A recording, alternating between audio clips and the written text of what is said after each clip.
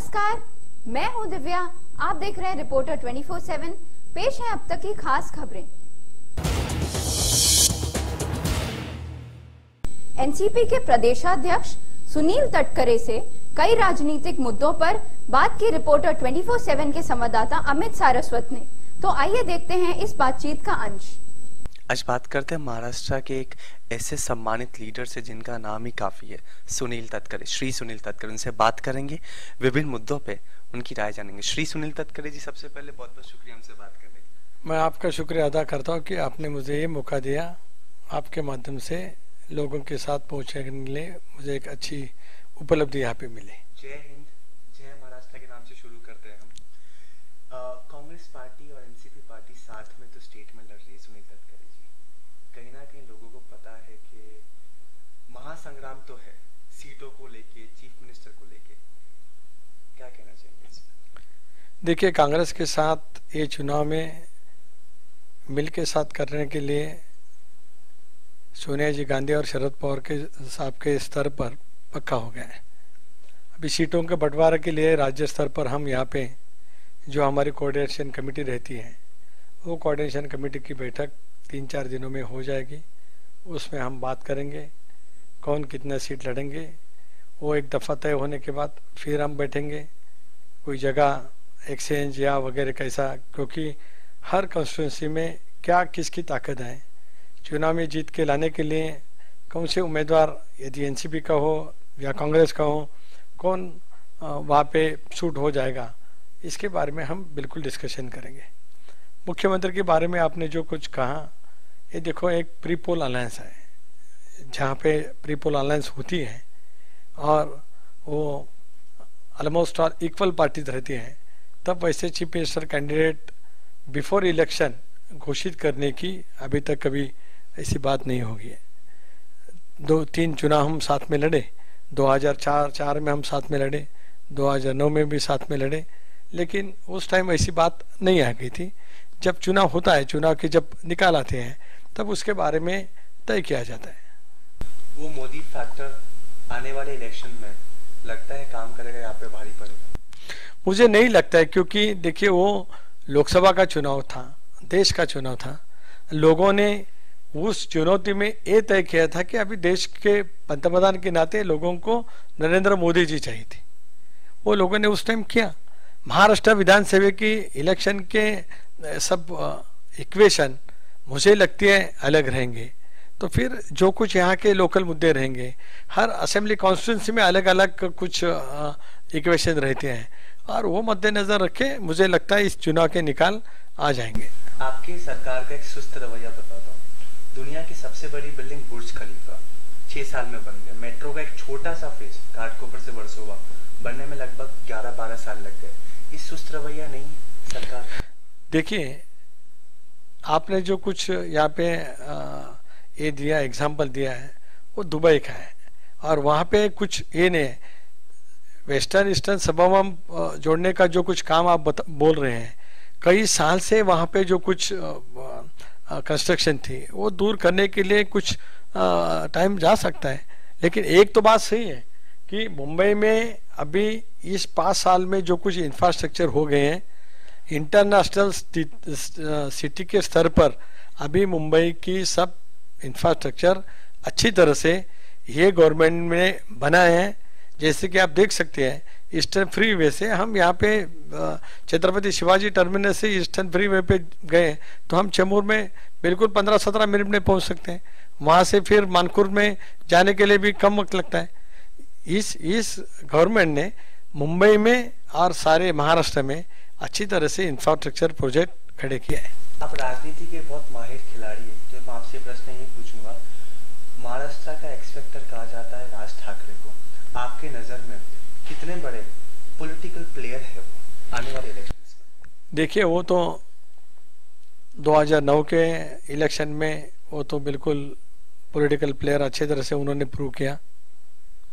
जैसे कि लोकसभा चुनाव आपने देखे, विधानसभा के चुनाव में भी उनको अच्छी तरह से, जो नई पार्टी थी, लेकिन इस लोकसभा के चुनाव में भारी वोट से उनको हारना पड़ा उनके कैंडिडेट को। लेकिन वो अपने खुद की इमेज से मुझे लगता है, अभी देखेंगे, अभी वो तो आने वाले दिनों में ही स्पष्ट हो जाएगा।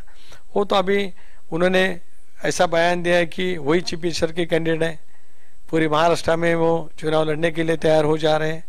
लगता है कि अभी आने वाले दिनों में उसके बारे में जो कुछ लोगों की राय है स्पष्ट हो जाएगी। एक तो मैं मेरे खुद के बारे में बोलता हूँ, मुझे मेरी मर्यादा मालूम है, तो मैंने कभी उसका कभी सपना देखा ही नहीं। मेरे पार्टी में कौन चीफ मिनिस्टर होना चाहिए मेरे मन में बिल्कुल साफ है, लेकिन मैं अभी पार्टी का प्रेसिडेंट हूँ। जब विधानसभा चुनाव के रिजल्ट आ जाएंगे, राष्ट्रवादी कांग्रेस पार्टी ने 99 में, 2004 में, 2009 में अपनी पार्टी का नेता चुनाने के लिए लोकतंत्र की ये इस्तेमाल करके हमने चुना है। तो उसके बारे में जो कुछ मेरी राय रहेगी वो विधानसभा चुनाव के निकाल आने के बाद मैं बिल्कुल वहाँ पे रखूंगा। बहुत बहुत शुक्रिया श्री सुनील तटकरे जी हमसे बात करने के लिए। ये थे सुनील तटकरे जी जो साफ शब्दों में बता रहे थे कि विधानसभा में इस बार भी उनका बहुमत पक्का। वीडियो जर्नलिस्ट फैयाज के साथ अमित सारस्वत, रिपोर्टर 24/7 मुंबई। मुंबई से सटे विरार में गरीबी से तंग आकर एक दंपति ने अपनी ईलीला समाप्त कर ली।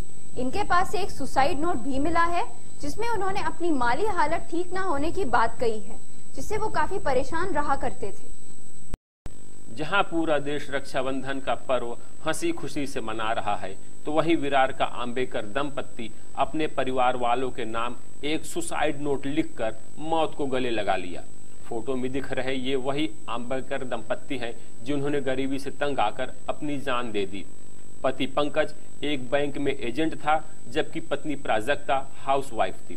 रक्षाबंधन के दिन जब प्राजक्ता की भाभी पंकज को रक्षा बांधने घर आई तो उसने घर का दरवाजा खटखटाया, मगर जब दरवाजा नहीं खुला तो वो घर के पीछे से झांक कर देखने गई। मगर जब कुछ नहीं पता चला तो उसने आजू बाजू वालों की मदद से घर का दरवाजा खुलवाया, और जब घर के अंदर गई तो अंदर का नजारा देख सबके होश उड़ गए।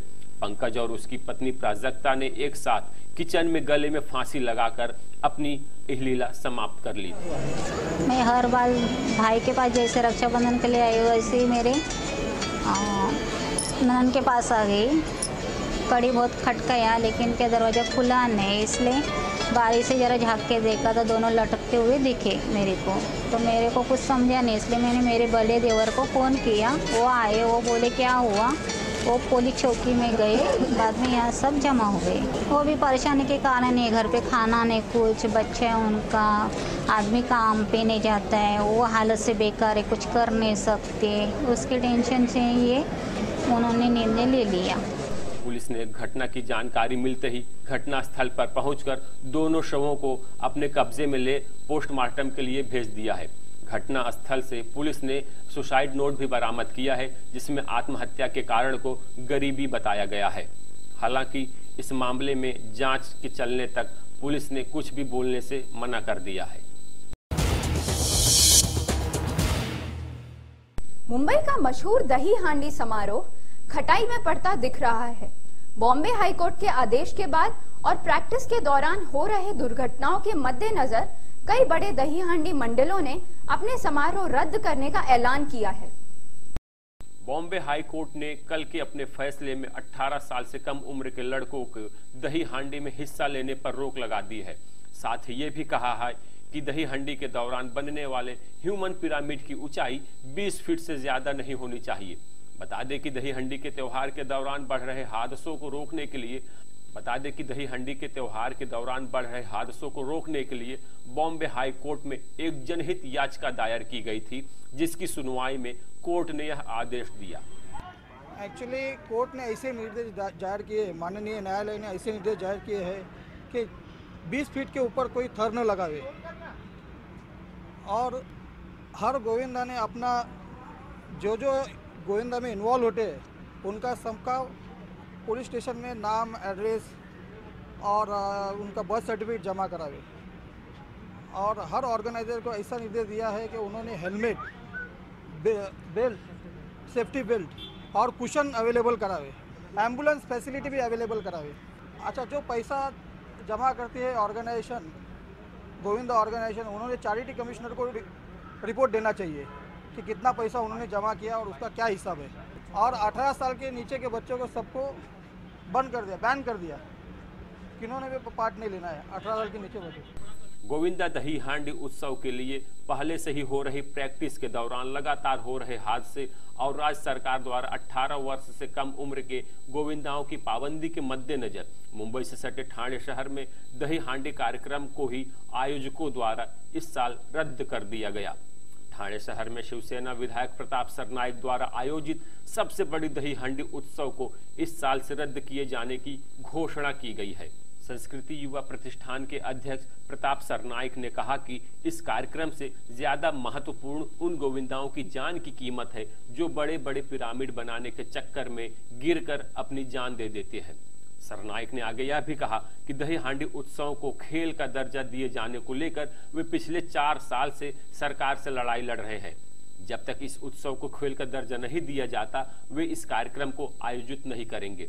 सरनाइक के अनुसार यदि इस उत्सव को खेल का दर्जा मिल जाए तो उसमें होने वाले नियम कानून से गोविंदाओं की जान को खतरे से बचाया जा सकता है। कई सालों से मैं देख रहा हूं कि दही हांडी के इवेंट के दौरान बहुत गोविंदा जख्मी होते हैं, साथ साथ में बहुत गोविंदा की मृत्यु भी हो गई है। पिछले 8-10 दिन में अगर देखा जाए करी रोड में एक गोविंदा बहुत ही बुरी हालत में जख्मी हो गया। न्यू बॉम्बे में सांगपाड़ा में एक गोविंदा गिर के उसकी मृत्यु हो गई। कल गोरेगांव में एक गोविंदा की मृत्यु हो गई। इस दौरान अगर सिर्फ गोविंदा एक के ऊपर एक उनकी मृत्यु हो रही है, अपघात हो रहे हैं, और ऐसे माहौल में अगर मैं गोविंदा का उत्सव वहां पे करूं, इवेंट करूं, तो मुझे अच्छा नहीं लगा। इसलिए मैं ये साल से संस्कृति युवा प्रतिष्ठान के माध्यम से जो हमारा वर्तक नगर में उत्सव होता है वो पूरी तरह से बंद करने जा रहा हूँ। जब तक स्पोर्ट्स की कैटेगरी में ये दही हांडी उत्सव को राज्य शासन नहीं लाती है तब तक ये उत्सव हम चालू नहीं रखेंगे। और साथ ही में अगर स्पोर्ट्स के कैटेगरी में उसको लेके जाएंगे तो उसमें कुछ रूल्स होंगे, वो रूल्स के हिसाब से ही सब गोविंदा मंडल जो है एक के ऊपर चढ़ेंगे और एक के ऊपर थर रचेंगे। तो इसलिए ये बंद कर दिया मैंने। और हमारी महाराष्ट्र की जो संस्कृति है, परंपरा है, हमारा हिंदू का एक त्योहार है, वो त्योहार हम कहीं भी बंद नहीं करने देंगे। कि मंडलों से बात करने से ज्यादा मैं खुद के ऊपर देखता हूँ कि देखिए आज अगर किसी मंडल से बात करूंगा उसमें का गोविंदा भी कल गिर के उसकी भी मृत्यु हो सकती है, वो भी जख्मी हो सकता है। तो मैं ही सोचना चाहिए कि आगे क्या बुरा हो सकता है। तो मैं जो निर्णय लूंगा वो मेरे मंडल तक सीमित है, बाकी लोगों ने इसका क्या निर्णय है वो लेना चाहिए, मगर मैंने डिसीजन ले लिया। और संस्कृति युवा प्रतिष्ठान द्वारा लिए गए इस निर्णय से गोविंदा मंडलों में मायूसी का माहौल छाया है। गोविंदा पथक में भाग लेने वाले युवाओं का कहना है कि बड़े बड़े प्रतियोगिता की बजाय छोटे छोटे गली मोहल्लों में कम थर का पिरामिड बनाकर उत्सव मनाने में ज्यादा आनंद लिया जा सकता है, लेकिन इस उत्सव को रद्द नहीं होना चाहिए। जो आमदार प्रताप सरनाइक साहब ने जो डिसीजन लिया है जो कि शिविर करने और दही हांडी इस बार होगी नहीं, ये जो डिसीजन है ना उससे मैं सहमत हूँ। क्योंकि अगर ऐसे ही कंपटीशन हम करते गए आज तक, इसलिए ऐसा हुआ है क्योंकि 12 मतलब जो ये साल है उससे छोटे लड़कों को ऊपर नहीं चढ़ाना चाहिए। इससे हमारा गोविंदा जो है उस बात से सहमत है। अभी जो पहले जब गोविंदा था, जब हम लोग निकलते थे ना, तो छोटा ही गोविंदा पूरे चिराग नगर में निकलता था, हमारे इलाके में निकलता था। उसी वक्त खाली गोविंदा खेलते थे हम लोग, 4 थर का ही था, 3 थर का ही था, लेकिन उसमें बहुत आनंद मिलता था। ऐसा कुछ नहीं है कि आज बाहर गोविंदा है इसकी वजह से बहुत आनंद मिल रहा है, ऐसा कुछ नहीं। उधर रह के भी बहुत आनंद मिल सकता है क्योंकि ये उत्सव है जो कि दही हांडी वो अपन जिस तरीके से करेंगे ना उससे एंजॉय कर सकते हैं। तो ऐसा कुछ नहीं है कि 8 थरी लगाना चाहिए और 9 थरी होना चाहिए। हम लोग जो कोर्ट ने डिसीजन दिया है तो 12 साल के छोटे लड़के को हम ऊपर चढ़ाएंगे भी नहीं, और इस हिसाब से हम लोग भी 7 हो गए तो 7 नहीं तो 5 हो गए तो 5, लेकिन अपना नाम लेके चिराग नगर का नाम लेके सहयोग गोविंदा पथक लेके पूरा थाने में घूमेंगे। कहीं ना कहीं थोड़ी सी नाराजगी भी जो है, हाँ है ना, लड़कों में बहुत नाराजगी है। क्योंकि अभी क्या है, इतने स्पेन का जो 10 थर लगता है ना तो वो साल भर प्रैक्टिस करते हैं। अपने इधर ऐसा नहीं। आज मराठी लड़के जो कि महाराष्ट्रियन लड़के सब है ना, वो क्या करते हैं, खाली काम धंधा करके घर पे आएंगे, बाद में फिर 1 महीना प्रैक्टिस करेंगे और 9 थर लगाते, 8 थर लगाते। वो कोशिश बहुत स्पेन वालों से बहुत ज्यादा है, लेकिन हम लोग में भी नाराजगी है। अभी आगे शेख का ही बहुत बड़ा शौक हमको लगा है, मतलब सरनाइक साहब का जो गोविंदा पथक है ना, उनको भी मैं वही देता हूँ कि आज जो दुर्घटना हुई है, जो सानपाड़ा में हुई, जोगेश्वरी में हुई, ऐसी दुर्घटना आज मेरे साथ भी हो सकती है, तुम्हारे साथ भी हो सकती है। तो प्लीज कोऑपरेट करो, जो कोर्ट ने डिसीजन दिया है ना, उस कोर्ट के डिसीजन से ही चलो, क्योंकि वो उसके अगेंस्ट भी जाके अपन कुछ कर नहीं सकते, क्योंकि पुलिस आज कमिश्नर उन्होंने भी बहुत डिसीजन लिया कि जो कि गोविंदा अगेंस्ट जाएगा उसके ऊपर एक्शन होगी, और जो डिसीजन बाल हक आयोग ने लिया है मतलब वो गलत नहीं है, अपने सेफ्टी के लिए लिया है कि जो दहीहांडी उत्सव है उसको खाली उत्सव के हिसाब से चलो, कंपटीशन मत करो। दहीहांडी उत्सव के दौरान प्रत्येक वर्ष सैकड़ों गोविंदा युवक घायल हो जाते हैं और कई युवाओं की जान तक चली जाती है। इसमें बढ़ रही घटनाओं के मद्देनजर सरकार ने भी आयोजकों से कम थर और ध्वनि प्रदूषण नियंत्रण का गोविंदा आयोजन तथा उम्र सीमा की निर्धारित करने की घोषणा करने को कहा है। इसमें बढ़ रही घटनाओं के मद्देनजर सरकार ने भी आयोजकों से कम थर और ध्वनि प्रदूषण नियंत्रण का गोविंदा आयोजन तथा उम्र सीमा भी निर्धारित करने की घोषणा कर चुकी है। अब देखना यह है कि ठाणे में गोविंदा आयोजन रद्द किए जाने के आह्वान के बाद मुंबई में दहीहांडी कार्यक्रम के आयोजक का क्या निर्णय होता है।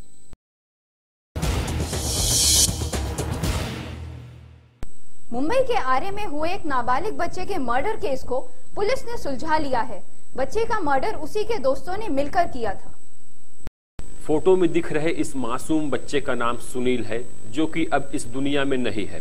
सुनील को उसी के दोस्त आदित्य ने अपने दो दोस्तों के साथ मिलकर मौत के घाट उतार दिया। हमको कुछ उतना पता नहीं है, सिर्फ ये पता था कि सिगरेट पिया था और उसी के बारे में वो सब मारे थे। मतलब ये पिछले नवंबर महीने में, हाँ 6 नवंबर को सिगरेट के लिए झगड़ा हुआ था। हाँ तो ये घर से उनको फंसा के लाया गया। हाँ रोहन और सुफियान ने फंसा के लेके आए थे। हाँ यही पता चला कि उसको बहका के लेके आए कि चलो 200 घूम के आते हैं। सुफियान और रोहन ने, लड़के की एज थी 16 साल 3 महीना 10 दिन 1.5 घंटा। सुनील और उसके दोस्त आदित्य विक्रोली में एक ही एरिया में रहते थे।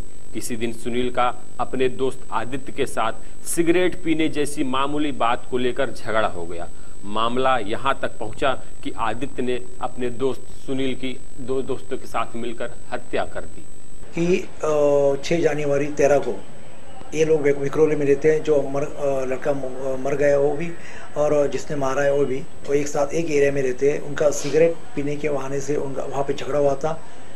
वहाँ झगड़ा होने के बाद दोनों आपस इसमें शिकायत लिखा है, विक्रोली में दर्ज किया है, दर्ज हुआ है। वो दर्ज होने के जो अभी जो अपने यहाँ पे मुस्लिम है वो 1 महीना अंदर था। वो 1 महीने अंदर में उसने डिसाइड किया कि इसमें जो ये डिसाइड किया था कि किसी को तो जान से मार देने का।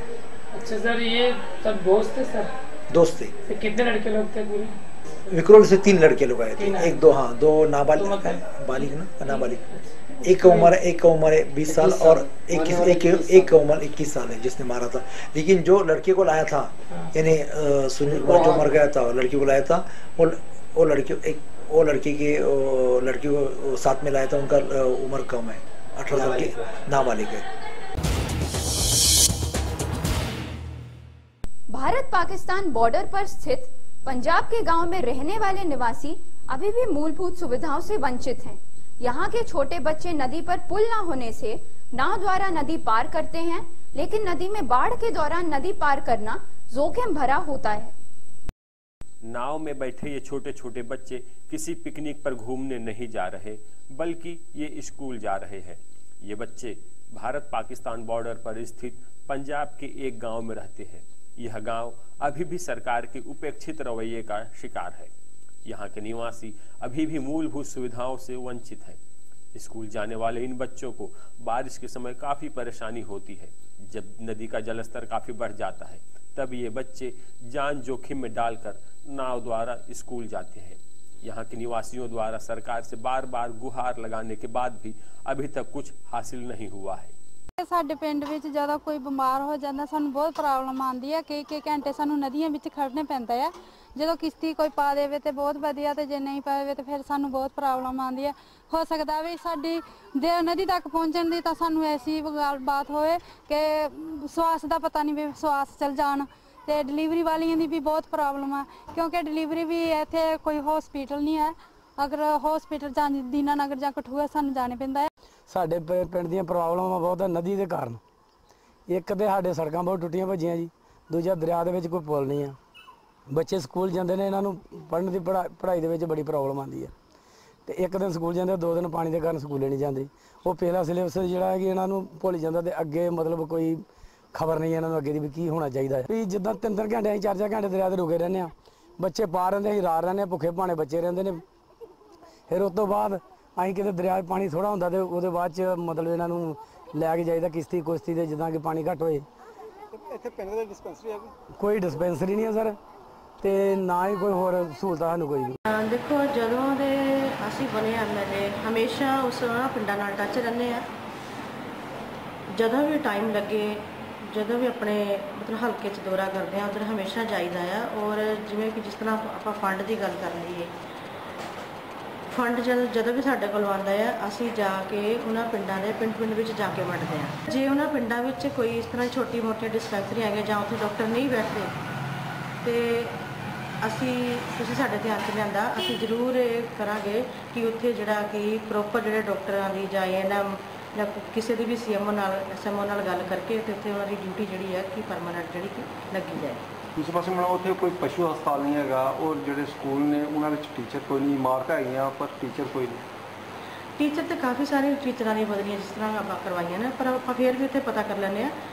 ਜਿਸ ਤਰ੍ਹਾਂ ਰੈਗੂਲਰ ਜਿਹੜੇ ਟੀਚਰ ਹੈ ਜਿਹੜੇ ਉੱਥੇ ਜਾਣ, ਪਰਮਾਨੈਂਟ ਜਿਹੜੇ ਟੀਚਰ ਉੱਥੇ ਉਹਨਾਂ ਦੀ ਡਿਊਟੀਆਂ ਲੱਗੀਆਂ ਜਾਣ ਔਰ ਪੂਰਾ ਪ੍ਰਯਾਸ ਕਰਾਂਗੇ ਅਸੀਂ, ਕਿਉਂਕਿ ਬੱਚਿਆਂ ਦੀ ਐਜੂਕੇਸ਼ਨ ਸਭ ਤੋਂ ਮੇਜਰ ਸਾਡੇ ਲਈ ਜ਼ਰੂਰੀ ਹੈ, ਉਹ ਬਹੁਤ ਮੇਜਰ ਹੈ। ਔਰ ਐਜੂਕੇਸ਼ਨ ਵਾਸਤੇ ਅਸੀਂ ਹਮੇਸ਼ਾ ਪ੍ਰਯਾਸ ਕਰਦੇ ਹਾਂ। ਜ਼ਰੂਰ ਉੱਥੇ ਟੀਚਰਾਂ ਦੀ ਜਿਹੜੀ ਹੈ ਕਿ ਆਪਾਂ ਉਹਨਾਂ ਨੂੰ ਟੀਚਰ ਉੱਥੇ ਪ੍ਰੋਵਾਈਡ ਜ਼ਰੂਰ ਕਰਵਾਵਾਂਗੇ। पंजाब के हल्का तलबंदी फागो में 21 तारीख को होने वाले उपचुनाव को लेकर आप पार्टी की प्रेस कॉन्फ्रेंस चल रही थी, जिसमें निर्दलीय उम्मीदवार दलकार सिंह सिद्धू के समर्थकों ने पहुंचकर हल्ला मचाना शुरू कर दिया, जिससे दोनों पक्ष के समर्थक आपस में भिड़ गए। मामले में पुलिस का हस्तक्षेप होने पर ही मामला शांत हुआ।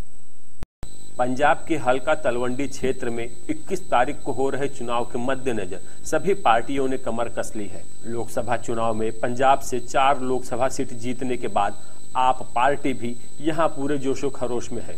इस बार इस क्षेत्र से आपकी उम्मीदवार प्रोफेसर बलजिंदर कौर अपनी किस्मत आजमा रही हैं। प्रोफेसर बलजीत कौर से रिपोर्टर 24x7 के संवाददाता धर्मेंद्र कक्की ने आपकी नीतियों के बारे में कई सवाल किए। आम आदमी पार्टी की ओर से जो कि हल्का तलवंडी साहबों से जिनको टिकट दिया गया है, मैम हमारे साथ मौजूद हैं, उनके साथ बातचीत करते हैं। वो कौन कौन से मुद्दों पे चुनाव लड़ने जा रहे हैं। हल्का तलवंडी साहबों में उपचुनाव जो हो रही है उसकी वजह से इस इलाके में टोटल 4 कैंडिडेट हैं। बातचीत करते हैं अभी मैम से जानना चाहेंगे कि वो कौन कौन से मुद्दों से इलेक्शन लड़ेंगे। ये आपका स्वागत है हमारे प्रोग्राम मासान में। आप हमें ये बताइए कि आप कौन कौन से मुद्दों पे इलेक्शन लड़ने जा रहे हैं, और जो आप जैसे कि अभी पॉलिटिकल लाइन में आए हैं उससे पहले आप क्या करते हैं, पूरी जानकारी चाहिए इसके बारे में। जी, सबसे पहले तो मैं फतेह बुलाऊंगी सभी को, वाहिगुरु जी का खालसा वाहिगुरु जी की फतेह। और जैसे आपने पूछा कि कौन कौन से मुद्दों, तो मैं ये कहना चाहती हूँ कि जैसे आम आदमी पार्टी की सोच है कि हमें यहाँ देश से भ्रष्टाचार को ख़त्म करना है, तो उसी सोच पर हम आगे चल रहे हैं और पूर्ण तौर से हम इस हल्के से उसको ख़त्म करना चाहते हैं। और सेकेंड आपका सवाल था कि मैं इससे पहले क्या करती, तो उसके लिए मैं कहना चाहूँगी कि इसके पहले मैं जॉब करती थी being a lecturer in English, and उसके बाद Mata Gujri college Fatehgarh Sahib being a professor in English. So मैंने वहाँ से रेजिग्नेशन ली और फाइनली मैम हम ये जानना चाहेंगे आपको ये जो पॉलिटिकल लाइन में आने का कहाँ से शौक पैदा हुआ, और क्या है कि आपके जो पहले बलकार सिद्धू जी को टिकट दिया गया था और उनका टिकट काट के आपको टिकट दिया गया, उसके बारे में आपका क्या कहना है? देखो, जो टिकट काट दिया गया था वो तो पार्टी का फैसला है, वो उनको मतलब उनकी है स्ट्रेटजी, उनको मतलब क्या पार्टी का डिसिप्लिन है उनको मेंटेन रखना है, तो ये उन पर डिपेंड करता है। सेकेंड बात, आपने बोला कि मुझे कैसे शौक पड़ा, तो मैं ये कहना चाहूँगी कि ऑनेस्टी पर चलते हुए मतलब एक लोगों की जो प्रॉब्लम है उनको हल करना, दैट्स अ डिफरेंट इशू। और क्योंकि मेरे ग्रैंडमदर ने इलेक्शन कंडक्ट किया था 2004 में श्रोमणी कमेटी का भी मैं इंडिपेंडेंट कैंडिडेट, उसके बाद 2011 में मेरे फादर साहब ने भी श्रोमणी कमेटी का भी इंडिपेंडेंट कैंडिडेट इलेक्शन कंडक्ट किया था। सो ड्यूरिंग दैट पीरियड जैसे ही मैं उनके साथ डोर टू डोर लगाया, जैसे मैं फील्ड में गई तो लोगों की जो प्रॉब्लम्स थी वो मेरे सामने आ रही थी। तो मुझे इस चीज़ ने मुझे इंस्पायर किया कि कब तक मतलब मैं वेट करूँगी और मैं क्यों ना जाऊँ, मतलब इस चीज़ ने मुझे पुश मारा कि it is better that I should go ahead. Ma'am हम ये जानना चाहेंगे, हमारे दर्शक भी ये आपसे जानना चाहेंगे, अब एक तरफ आप खड़े हुए हैं और दूसरी तरफ जो आपकी पार्टी के जो बलकार सिंह सिद्धू थे वो आज़ाद उम्मीदवार के तौर पे चोन लड़ने जा रहे हैं, और जैसे कि वो आज़ाद उम्मीदवार के तौर पे चोन लड़ने जा रहे हैं और उसका जो आपके चुनाव है उसके ऊपर कितना असर पड़ेगा, आपकी जो वोट बैंक है वो आपका वोट बैंक क्या कितना घट पाएगा? जी मैं कहना चाहती हूँ कि वो उनकी मर्जी है कि अगर वो एज ए इंडिपेंडेंट कैंडिडेट चुन लड़ना चाह रहे हैं, राइट। पर मैं एक बात क्लियर है कि इन सब चीज़ों का जो पार्टी की वोट है उन पर कोई भी असर नहीं पड़ेगा, बिकॉज जो हमारी आम आदमी पार्टी की वोट है, जो यहाँ का वोटर बैंक वोटर है, वो क्या है कि वो पूरी तरह से डिटरमिन्ड है और निश्चित है। वो तो मतलब जो वोट हमारी पार्टी को आनी है वो तो आके ही रहेगी, मतलब इन चीज़ों का कोई इफेक्ट नहीं है। जैसे कि आप ये तलवंडी साहबों से चोन लड़ाई जा रहे हैं और फिर चोन में आपको ये भी यकीन हो गया है कि आप जीत प्राप्त करेंगे। जीत प्राप्त करने के बाद जो आपके मुद्दे हैं वो कितनी देर में, अगर आप जीत प्राप्त करते हैं और कितनी देर में जो लोगों के मुद्दे हैं वो सामने रखे जाएंगे? देखो मैं तो जल्द से जल्द ये चाहूँगी कि जो प्रॉब्लम्स है मेरे लोगों की, जो आम लोगों की, साधारण लोगों की प्रॉब्लम है, उनको मैं जल्द से जल्द मतलब आगे लेके जाऊँ और उनके लिए मतलब जो भी मेरे से होगा मैं हर सोल्यूशन, हर प्रॉब्लम का सोल्यूशन दूँ बहुत जल्द, जितना भी मेरे से फास्ट हो। फेमस टीवी सीरियल विदाई और बिग बॉस से लाइमलाइट में आई एक्ट्रेस सारा खान पहुंची एक कार के लॉन्चिंग में। अपने मासूम चेहरे से सबको लुभाने वाली सारा बेहद ही खूबसूरत दिख रही थी। तो इस समय सारा कहां बिजी रहती हैं और क्या कर रही हैं, जैसे कई बातों को लेकर सारा से बात की हमारी संवाददाता दिव्या ने। तो आइए देखते हैं सारा ने क्या कुछ कहा। Within 10-15 days, I didn't get yet the confirmed date about my Pakistani film when it is releasing. The name of the film is Tujhse Hi Rabta, and Nivedita Basu is the director, and it's her first debut film as a director. And Yasir Shah, who is a Pakistani star, he is there opposite me. And the story is a beautiful love story, and it's very different. And as I've seen all the Pakistani shows and movies and everything, they come up with a certain very nice story or deep story, which it's a love story. And वो लोग हमेशा कुछ नया लेकर आते हैं, तो ये जो फिल्म है वो भी बहुत ही इंटरेस्टिंग है। And Nivedita has directed it wonderfully. Now the people has to जज like how they like it. I love the music as well, it's beautiful. And वो अभी रिलीज होते ही then I am working for another projects of mine. Currently I am shooting for Hatim and I have to just rush for the shoot now. So that's happening, and rest my upcoming projects I won't be able to talk about right now because there are certain things that I can't. So rest you will see soon. उस पे pressurise नहीं करेंगे हम। अब जानना चाहते हैं आपका फैशन फंडा क्या है, लोगों से क्या शेयर करना चाहते हैं? See what suits you, and I believe the moment you get up and get out of the house, you should just look good. Doesn't matter what you're wearing, doesn't matter what you do, doesn't matter how much makeup you're wearing or whatever you're doing. It's just you should look good and classy is more than enough. बात करूँ लेकिन सारा की, तो उनको क्या पसंद है पहनना, मोस्ट ऑफ आप क्या कैरी करना चाहते हैं?